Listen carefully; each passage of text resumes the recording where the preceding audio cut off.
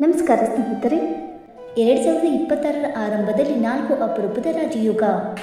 ಈ 3 ರಾಶಿಗಳ ಅದೃಷ್ಟದ ಬಾಗಿಲು ಓಪನ್. ಹೌದು, ವೈದಿಕ ಪಂಚಾಂಗದ ಪ್ರಕಾರ 2026ರ ಆರಂಭದಲ್ಲಿ ಮಾಳವ್ಯ ಸೇರಿದಂತೆ 4 ರಾಜಯೋಗಗಳು ರೂಪುಗೊಳ್ಳಲಿವೆ. ಇದು ಕೆಲವು ರಾಶಿಗಳ ಅದೃಷ್ಟವನ್ನು ಬೆಳಗಿಸಬಹುದು, ಜೊತೆಗೆ ವೃತ್ತಿ ಜೀವನದ ಪ್ರಗತಿ ಮತ್ತು ಅಪಾರ ಆರ್ಥಿಕ ಲಾಭವನ್ನು ತರುತ್ತದೆ. ಆ ಲಕ್ಕಿ ರಾಶಿಗಳು ಯಾವುವೆಂದು ತಿಳಿಯೋಣ. ಜ್ಯೋತಿಷ್ಯ ಪಂಚಾಂಗದ ಪ್ರಕಾರ 2026ರಲ್ಲಿ ಅನೇಕ ಗ್ರಹಗಳು ತಮ್ಮ ರಾಶಿಗಳನ್ನು ಬದಲಾಯಿಸುತ್ತವೆ. ಇದು ಶುಭ ರಾಜಯೋಗ ಪರಿಣಾಮಗಳನ್ನು ಸೃಷ್ಟಿಸುತ್ತದೆ. ಇದು 12 ರಾಶಿಗಳ ಮಾನವನ ಜೀವನದ ಮೇಲೆ ಪರಿಣಾಮ ಬೀರುತ್ತದೆ. 2026ರ ಆರಂಭದಲ್ಲಿ 4 ರಾಜಯೋಗಗಳು ರೂಪುಗೊಳ್ಳುತ್ತವೆ. ಮಾಳವ್ಯ ರಾಜಯೋಗ, ಬುಧಾದಿತ್ಯ ರಾಜಯೋಗ, ಶುಕ್ರಾದಿತ್ಯ ರಾಜಯೋಗ ಮತ್ತು ಗಜಕೇಸರಿ ರಾಜಯೋಗವು ಕೆಲವು ರಾಶಿಗಳಿಗೆ ಸುವರ್ಣ ಅವಧಿಯನ್ನು ತರಬಹುದು ಮತ್ತು ಹೊಸ ಉದ್ಯೋಗವು ಅಪಾರ ಆರ್ಥಿಕ ಲಾಭವನ್ನು ತರಬಹುದು. ಆ ಅದೃಷ್ಟ ರಾಶಿಗಳು ಯಾವುವೆಂದು ತಿಳಿದುಕೊಳ್ಳೋಣ.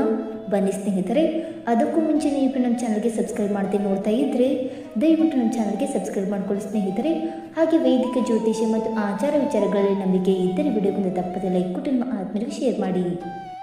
ಮೊದಲನೆಯದಾಗಿ ತುಲಾ ರಾಶಿ. 4 ರಾಜಯೋಗಗಳ ರಚನೆಯು ನಿಮಗೆ ಪ್ರಯೋಜನಕಾರಿಯಾಗಬಹುದು.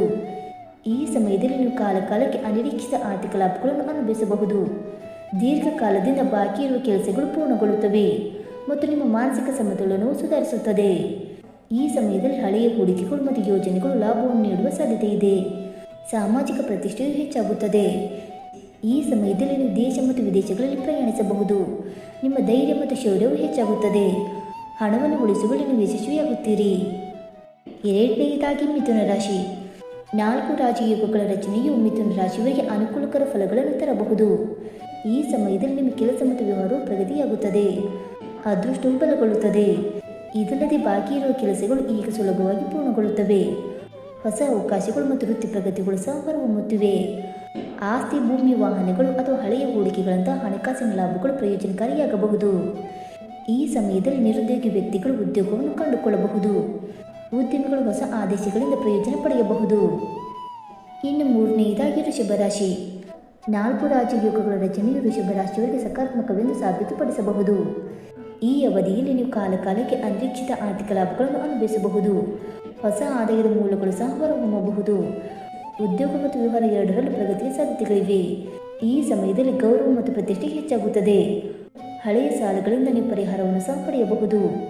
ಆಧ್ಯಾತ್ಮಿಕ ಚಿಂತನೆಯ ಜೊತೆಗೆ ಭೌತಿಕ ಸೌಕರ್ಯಗಳು ಸಹ ಹೆಚ್ಚಾಗುತ್ತವೆ. ಈ ಸಮಯದಲ್ಲಿ ನೀವು ಕೆಲಸಕ್ಕೆ ಸಂಬಂಧಿಸಿದ ಪ್ರಯಾಣವನ್ನು ಸಹ ಕೈಗೊಳ್ಳಬಹುದು.